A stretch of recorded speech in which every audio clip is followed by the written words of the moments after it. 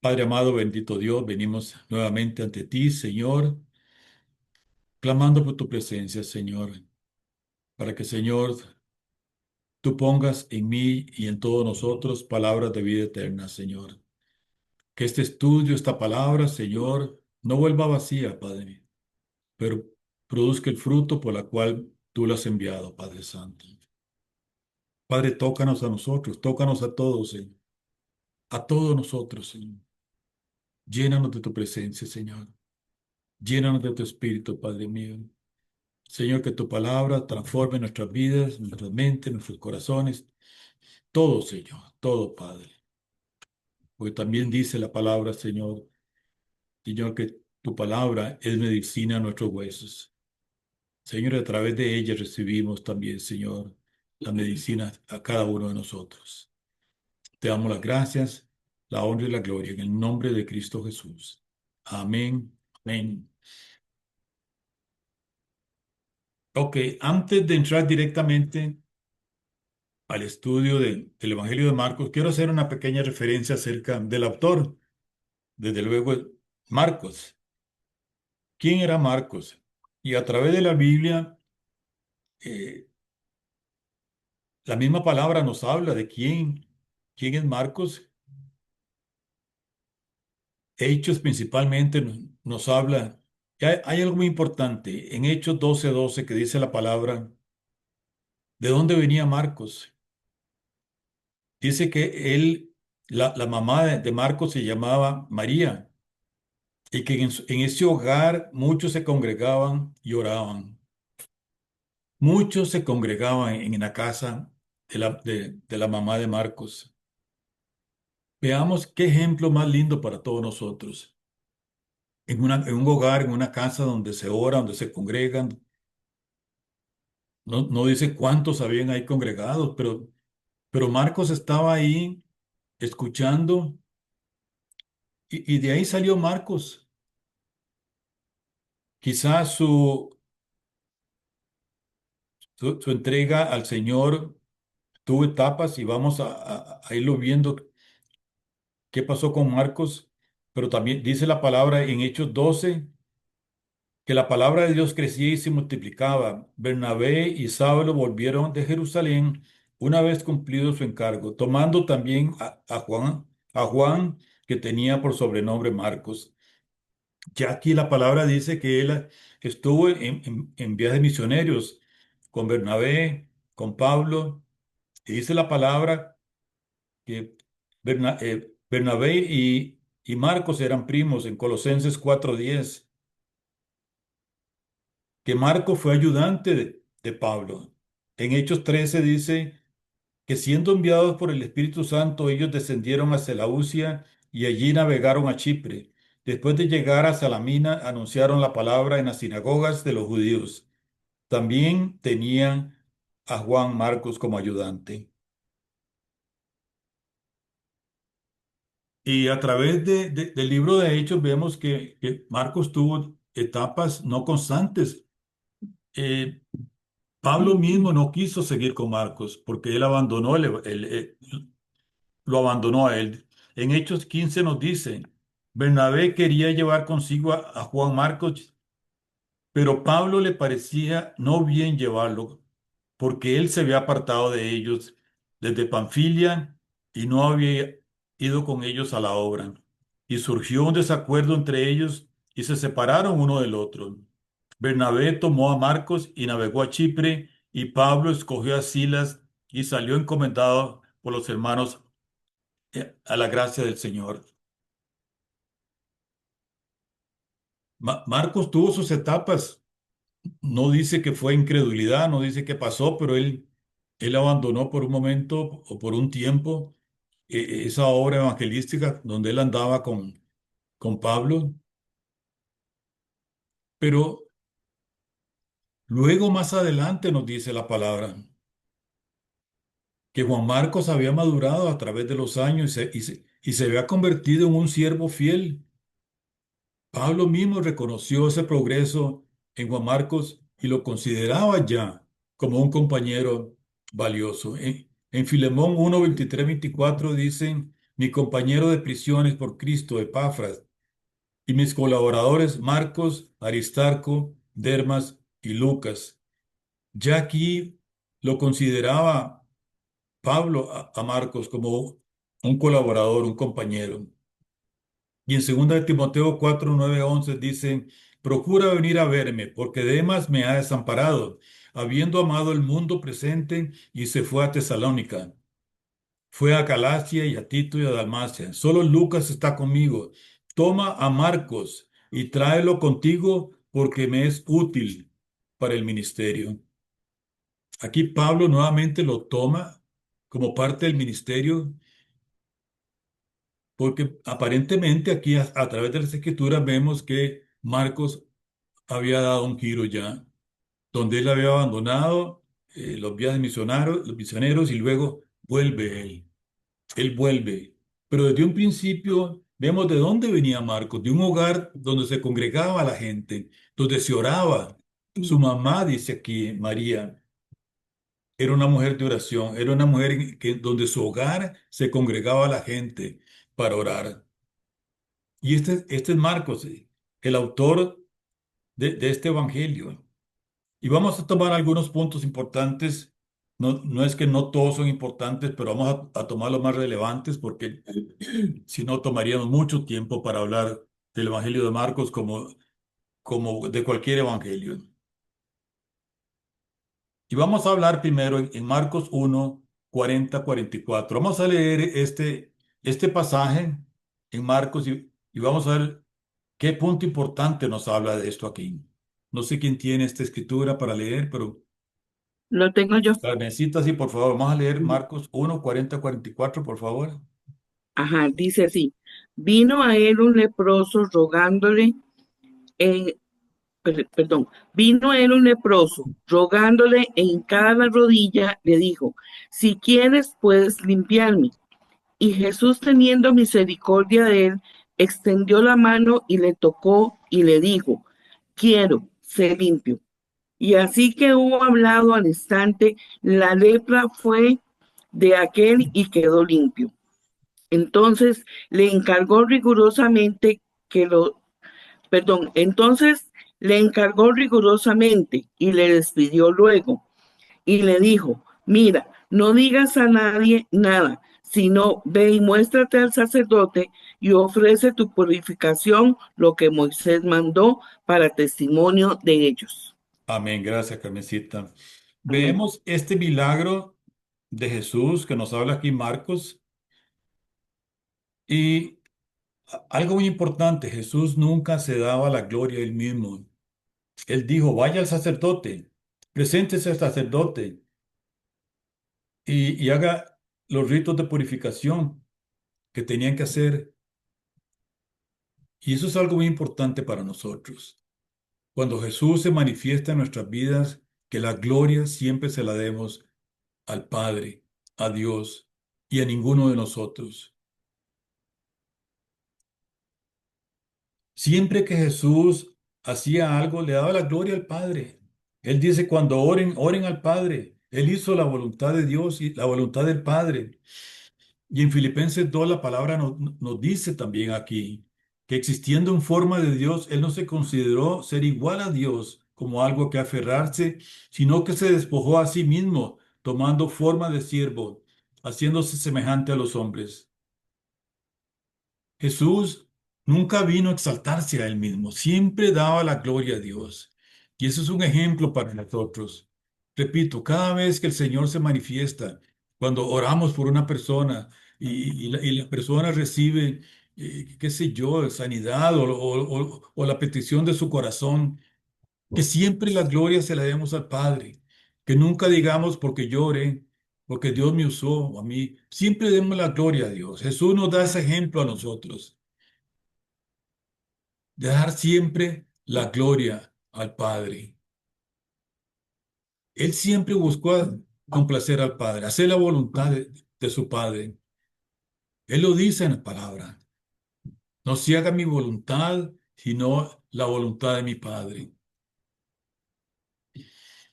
Y eso fue lo que Cristo vino a hacer a este mundo. Hacer la voluntad del Padre. Y danos ese ejemplo a nosotros en todas las cosas. Que el nombre del Señor, el nombre de nuestro Dios sea glorificado.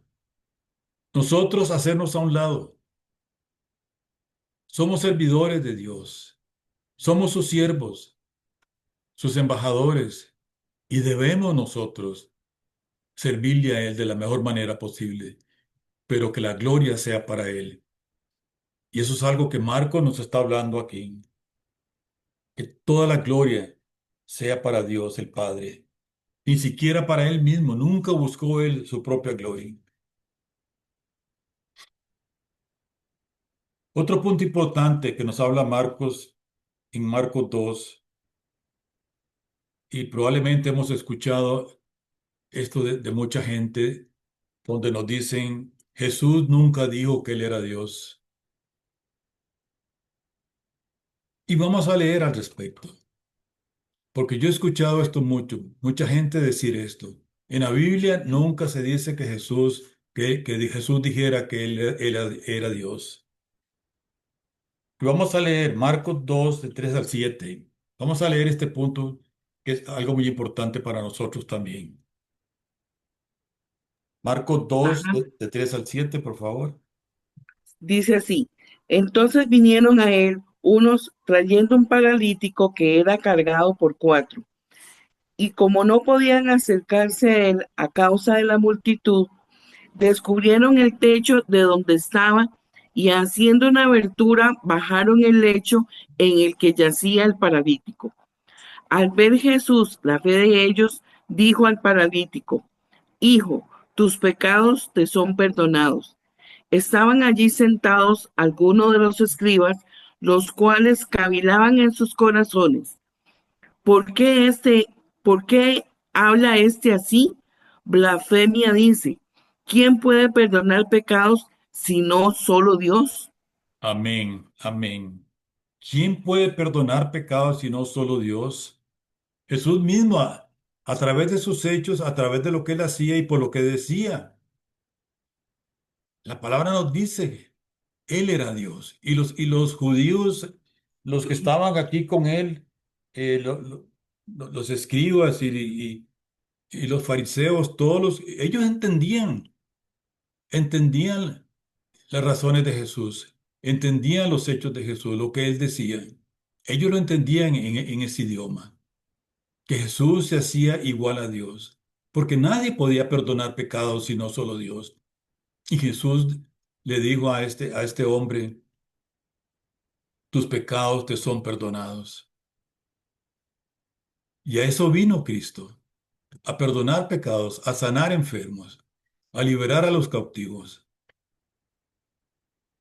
Y los judíos, los fariseos, eh, o no entendieron o no querían entender esto, pero Jesús era claro en las cosas que hacían. Otro punto donde Jesús nos habla, quién era Él e igual a Dios, es en Juan 10, 30 y 33, y vamos a leer esta escritura. El, Juan 10. el Padre y yo somos uno. Una vez más, la gente tomó piedras para matarlo. Jesús dijo, bajo la dirección de mi Padre, he realizado muchas buenas acciones, por lo cual de todas ellas me van a apedrear. No, no te apedreamos por ninguna buena acción, sino por blasfemia, contestaron. Tú, un hombre común, corriente, afirmas ser Dios. Amén, gracias. Yo y el Padre uno somos, dijo Jesucristo. Ellos entendieron lo que estaba diciendo Cristo en ese momento. Si Él era igual al Padre, se estaba diciendo, yo soy Dios también. Él no necesita o no necesitaba decir, yo soy Dios. Por la manera de Él hablar, por sus obras, ellos entendían. Y por algo querían apedrearlo, porque se estaba haciendo igual a Dios. Le decían, estás blasfemando, porque siendo hombre te haces igual a Dios. Cuando alguien les diga a ustedes que en la palabra, en la Biblia, en ninguna parte Jesús dijo que Él era Dios, mostremos estas escrituras. Y hay más de estas, hay más escrituras donde Él se muestra como el Hijo de Dios. Recordemos también en Juan 1, donde Él dice que Él era el Verbo y el Verbo era con Dios y el Verbo era Dios. Está hablando de sí mismo ahí. Él era el Verbo, Él era Dios. Él está hablando de sí mismo. O Juan está escribiendo acerca de Él como el único Dios verdadero.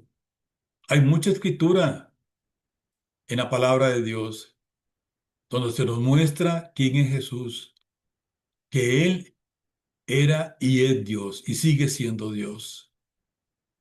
Repito, la próxima vez que alguien te diga dónde dice en la Biblia que Jesús dijo que era Dios, mostremos estas escrituras, porque aquí lo dice. Y era muy claro para esta gente, donde querían apedrearlo por, por lo que él decía.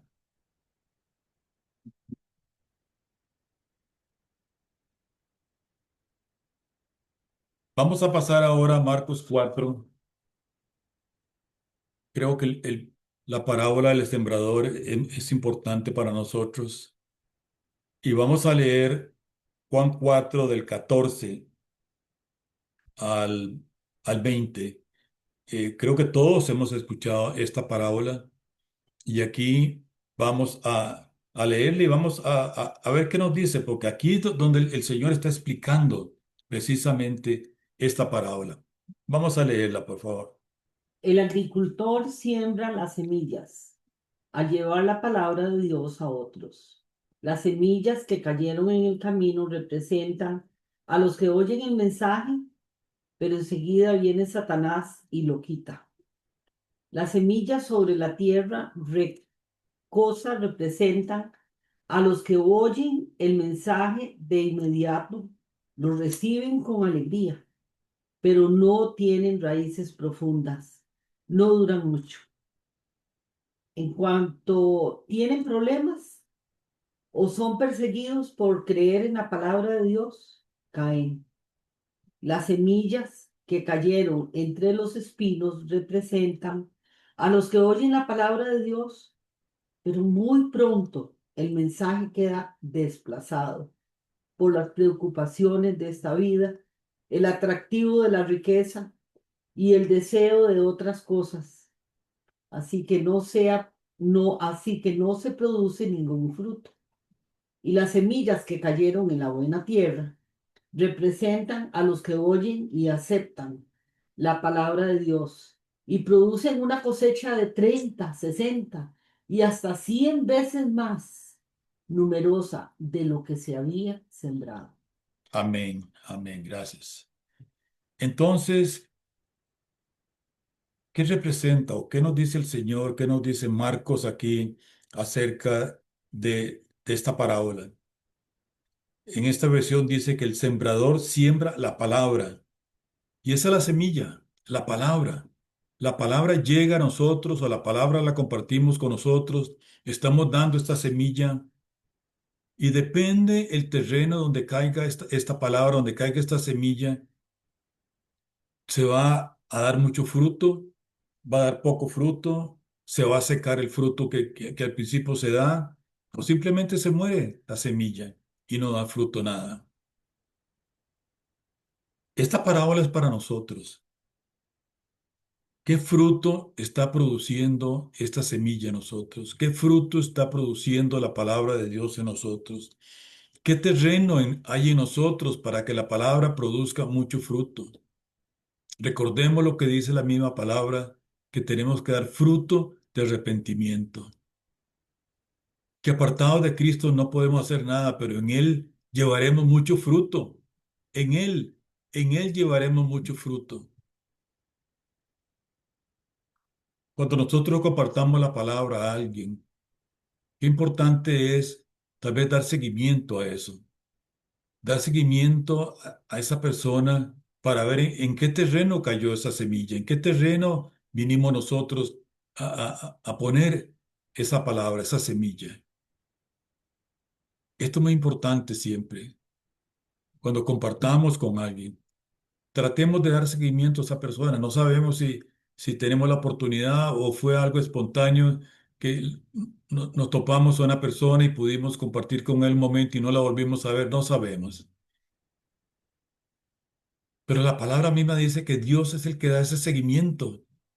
Nosotros ponemos la palabra ahí y quizá no vemos más a esa persona, pero a través de la oración estamos echándole agua a esa semilla y el Señor dará el seguimiento, dará el crecimiento en esa persona. Pero tomémoslo personal a nosotros.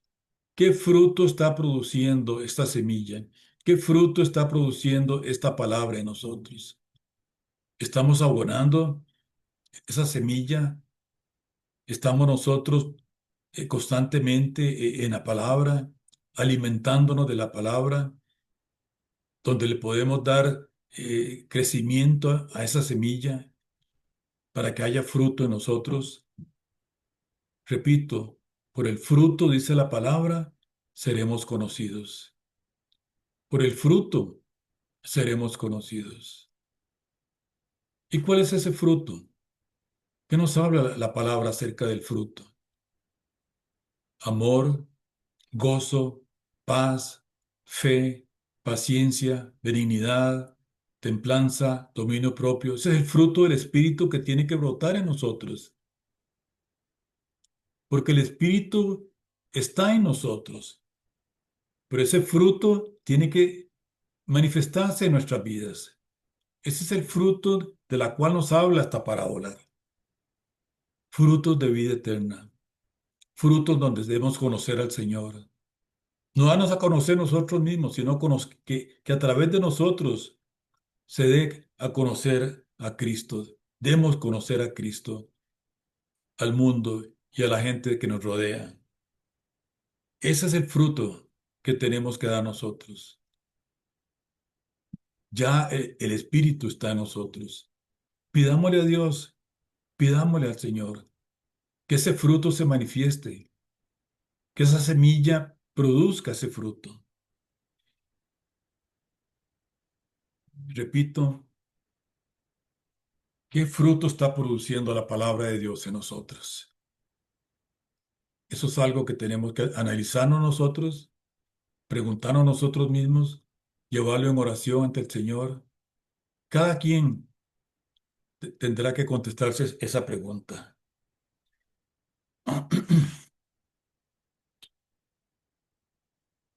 Hay otro punto muy importante en Marcos y a través de la palabra. Para que se produzca milagros. Leímos anteriormente que Cristo sanó a un paralítico por la fe de aquellos que lo bajaron del techo. La fe activa al Señor a que se produzcan milagros, a que haya fruto, que se produzcan cosas. Y Cristo fue a lugares donde no se veía fe y él se apartaba de ahí. Cuando él llegaba a hacer un milagro, él le decía a la gente, salgan, porque él sabía que esa gente no creía. Él quería estar ahí con los que creían o quería estar solo para producir un milagro. Y en la palabra varias veces Jesús entró a una casa y sacaba a la gente, les decía que salieran de ahí. Porque donde hay incredulidad, donde no hay fe, donde hay duda, no se manifiesta. Y vamos a verlo eso en la palabra. Vamos a ver qué dice Marcos 5 del 35 al 43, por favor. Es Marcos. Dice, mientras él aún hablaba, vinieron de casa el principal de la sinagoga, diciendo, tu hija ha muerto. ¿Para qué molestas más al maestro? Pero Jesús, luego que oyó lo que le decía, dijo el principal de la sinagoga, no temas, cree solamente. hasta cuál es, perdón? Hasta el 43. Ah, ok. Y no permitió que le siguiese nadie, sino Pedro, Jacobo y Juan, hermano de Jacobo. Y vino a la casa del principal de la sinagoga, y vio el alboroto y a los que lloraban y lamentaban mucho. Y entrando les dijo: ¿Por qué alborotáis y lloráis? La niña no está muerta, sino duerme. Y se burlaban de él. Mas él, echando fuera a todos, tomó al padre y a la madre de la niña y a los que estaban con él, y entró donde estaba la niña. Y tomando la mano de la niña, le dijo: Talita cumi, que traducido es: Niña, a ti te digo, levántate. Y luego la niña se levantó y andaba, pues tenía 12 años, y se espantaron grandemente. Pero él les mandó mucho que nadie lo supiese, y dijo que se le diese de comer. Amén. Amén. Gracias. Gracias, Ligia.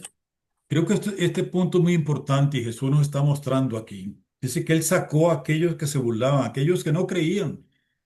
Los sacó de ahí. Repito, porque donde hay incredulidad, donde no hay fe, al mismo Señor no se manifestaba. Y nosotros tenemos que seguir este ejemplo. Tenemos que, que cuando vamos a orar por alguien, si hay alguien que no está creyendo ahí, alguien que incrédulo, hagámoslo a un lado. Vamos a orar por la persona porque nosotros creemos. Nosotros tenemos fe y creemos lo que dice la palabra. Y ahí es donde Dios se va a manifestar. Ahí van a ocurrir sanidades, ahí van a ocurrir los milagros del Señor. Donde hay fe, donde no la hay, va a ser difícil. El mismo Jesús nos muestra eso, que Él sacaba a la gente. Y dice aquí en esta escritura que leyó Ligia, que no permitió que nadie la acompañara, sino Pedro, Jacobo, Juan y el hermano de Jacobo, porque ellos creían. Los demás no creían y él no quería que ellos lo acompañaran, no quería que ellos vinieran con él. Y sacó a todos aquellos, dice la palabra aquí, para que él levantara a esa niña, porque los demás no creían. Y vamos a ver esto mismo también en Marcos 6, de 2 al 6. Vamos a leer esta escritura también.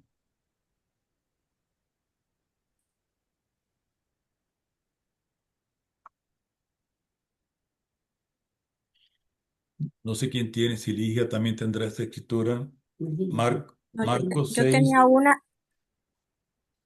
una que no leímos, que era Marcos 4 del 35 al 40. Esa es la primera, ¿no? Mm, Hija tiene Marcos 5 35 al 43 y Marcos 4 36 al 40. Oh, sí, sí, perdón, me brinqué una escritura. Está bien, tiene que ver con esto mismo. Tiene que ver con este punto que yo estoy hablando acerca de la fe. En Marcos 4 36 al 40. Ligia tiene esta. Sí, es, no. Ok, vamos a leer Sí, esta escritura, sí, antes de Marcos dice. 6.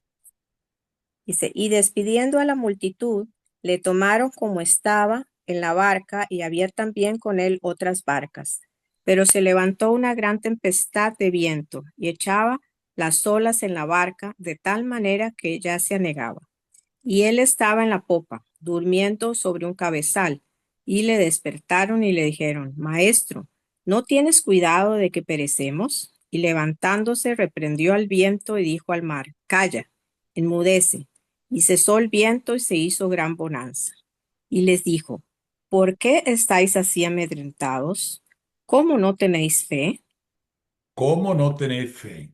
Veamos la importancia de esto, cómo Jesús una y otra vez se refería a esto. En otra versión dice, ¿todavía no creen? Jesús hizo este milagro de parar la tempestad y ellos estaban asustados, dice la palabra aquí, pero Jesús vino y digámoslo en términos ticos, los regañó. Todavía no tienen fe, todavía no creen. Habían estado con él muchas veces viendo los milagros del Señor, viendo las cosas que él hacía.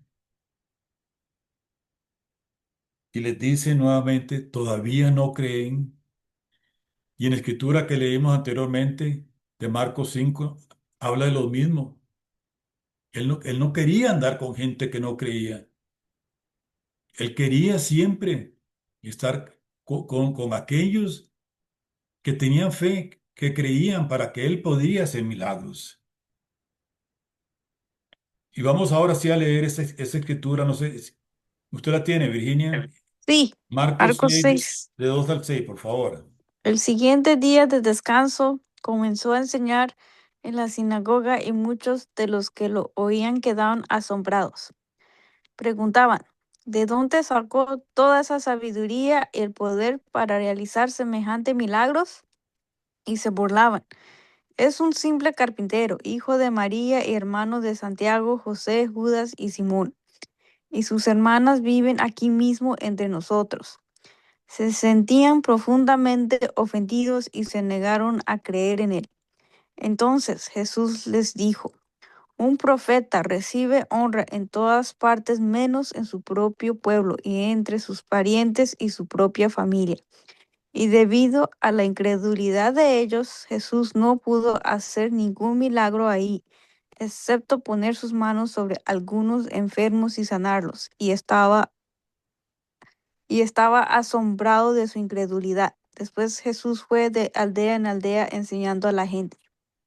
Gracias, Virginia. Veamos lo que dice esta palabra, que no pudo hacer ahí ningún milagro, ninguna obra por la incredulidad de la gente, sino simplemente imponía las manos sobre algunos. Y dice, y estaba asombrado a causa de la incredulidad de ellos. Este es un punto importante y por eso usé tres escrituras para esto, donde muestran lo que es la fe, lo que es creer en el Señor, para que se logren las cosas, para que haya milagros, para que el Señor se mueva en nosotros. No podemos ir a orar y decir, voy a ver si se logra esto, voy a ver si tal vez se sana la persona. Puede ser que sí, tal vez. No, no, eso es incredulidad, eso es duda. Tenemos que venir declarando la palabra de Dios, declarándola como Él la dice en la palabra. Escrito está, así le dijo el Señor al demonio.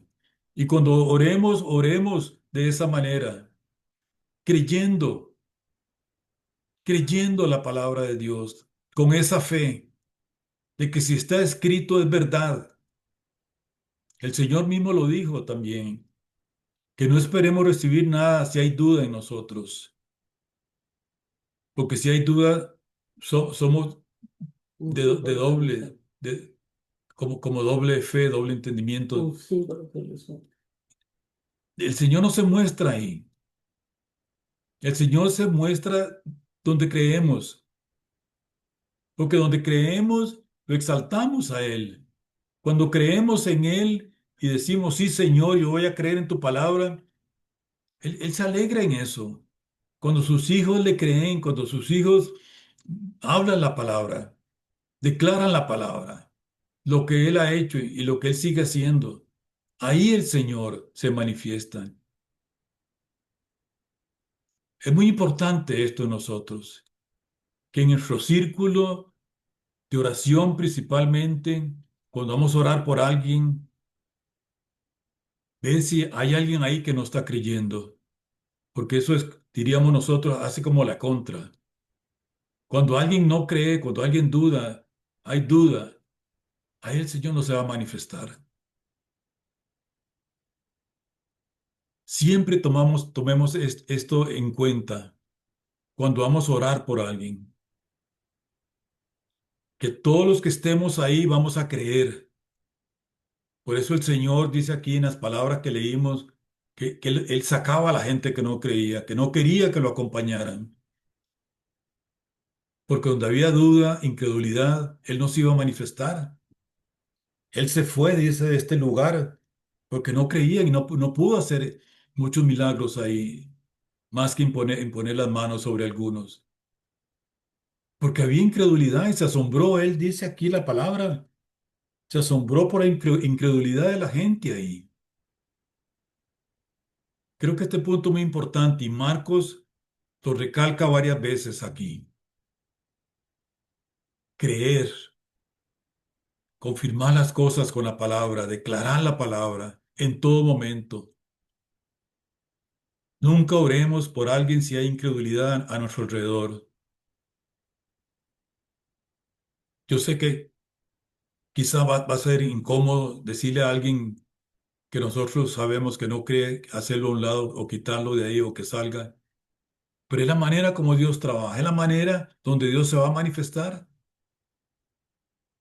Así hizo el Señor muchos milagros, sanidades y resucitó a personas con esa fe, en medio de esa fe, no en la incredulidad. El último punto que tengo, y repito, no es que esto sea lo único que hay en Marcos, pero el último punto que tengo en este primer estudio es en Marcos 8, 34, 38, donde vemos qué se necesita para seguir a Jesús. ¿Qué necesitamos nosotros para ser verdaderamente seguidores de Cristo? Y vamos a leer Marcos 8, 34 a 38. Dice, entonces llamó a la multitud para que se uniera a los discípulos y dijo, si alguno de ustedes quiere ser mi seguidor, tiene que abandonar su propia manera de vivir, tomar su cruz y seguirme. Si tratas de aferrarte a la vida, la perderás, pero si entregas tu vida por mi causa y por causa de la buena noticia, la salvarás. ¿Y qué beneficio obtienes si ganas al mundo entero, pero pierdes tu propia alma? ¿Hay algo que valga más que tu alma? Si alguien se avergüenza de mí y de mi mensaje en estos días de adulterio y de pecado, el Hijo del Hombre se avergonzará de esa persona cuando regrese en la gloria de su Padre con sus santos ángeles. Amén. Gracias, Virginia. ¿Qué se requiere seguir a Cristo? ¿Qué requisito pone el Señor para seguirle a Él? Lo dice muy claro aquí. Si alguno quiere venir en pos de mí, niéguese a sí mismo. Niéguese a sí mismo. Ya nosotros no vivimos para nosotros. No vivimos para salvar nuestra vida. Vivimos por causa del Evangelio. Eso es lo que el Señor requiere de nosotros. Y quizás es mucho lo que Él pide para mucha gente y muchos leemos en Juan 6 que muchos regresaron, muchos se echaron atrás porque no querían pagar este precio. ¿Lo queremos pagar nosotros? ¿Queremos vivir para Él, negarnos a nosotros mismos, donde nosotros no seamos lo más importante, sino Él, su voluntad, su palabra, lo que Él nos dice, para servirle de esa manera? Será también una pregunta que nosotros mismos nos contestemos. El Señor no nos pide un 90%, nos pide todo. Negarnos a nosotros mismos. ¿Y negarnos a qué? A nuestra manera de vivir, como leyó Virginia en su versión. Negarnos a nuestra manera, a nuestra voluntad, a nuestra manera de ser.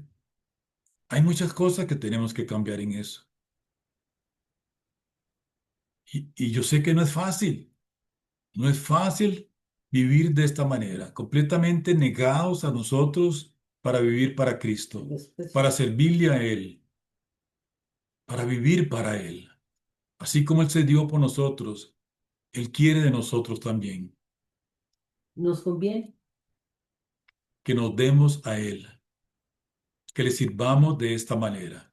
Repito, no es fácil, pero nos conviene. pero es la manera que Él quiere.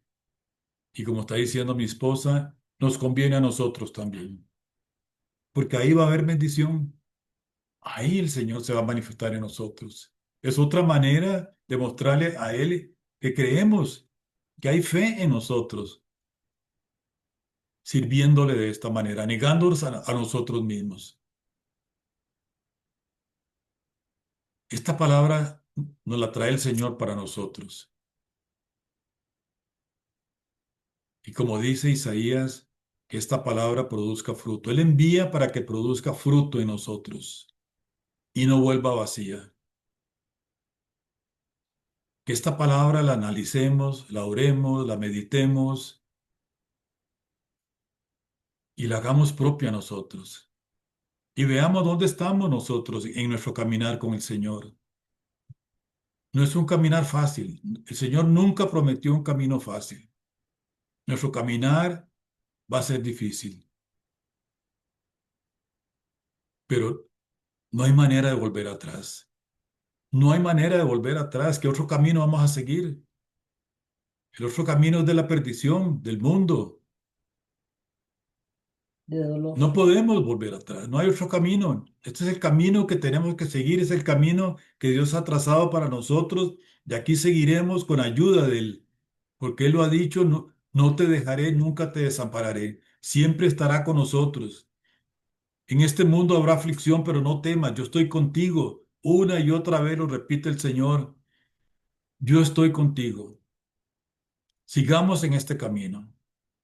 Van a haber pruebas, van a haber aflicción, tribulación, van a haber muchas cosas. Aunque caminemos en valle de sombra de muerte, no temeremos mal alguno, porque Él está con nosotros. Él lo ha prometido. Y eso es lo que Él quiere a nosotros, que le creamos a Él, con la fe que solo Él nos puede dar. Esta es la palabra que les traía para hoy, un pequeño estudio de la primera parte de Marcos, seguiremos luego en la segunda parte. Creo que hay puntos muy importantes aquí, como la fe, la manera como Dios trabaja, el servir, de qué manera vamos a servirle a Él y otros puntos muy importantes. Repito, no estoy tomando todos los puntos que están en Marcos, pero traté de sacar aquellos que fueran más relevantes para nosotros. El próximo sábado, si Dios lo permite, seguiremos en la segunda parte. Dios les bendiga. Vamos a cerrar ahora La grabación. la grabación.